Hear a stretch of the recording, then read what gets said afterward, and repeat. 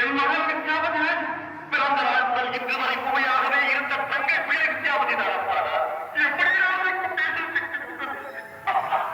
தாங்கள் சென்றவர் என் நிலையை எண்ணியிருக்கிறாரே. திடீரென்று கலைவாய் இருந்தே தோன்றி எனக்கு பேசும் வசதியை கொடுத்து